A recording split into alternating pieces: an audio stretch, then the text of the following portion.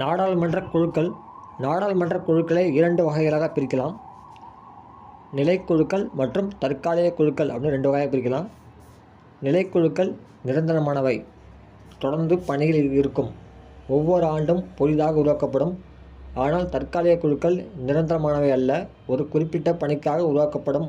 அப்பணி நிறைந்தவுடன் அவை கலைக்கப்படும். இந்த வீடியோவில் நிலைக்குழுக்களை பற்றி பார்த்தலாம். நிலைக்குழுக்கள் அவற்றின் தன்மைக்கேற்ப 6 வகைகளாக பிரிக்கப்பட்டுள்ளன. 1. நிதிக்குழுக்கள். நிதிக்குழுக்கு கீழே பொது கணக்கு குழு, மதிப்பீட்டு குழு, பொதுத்துறை நிறுவனக்குழு.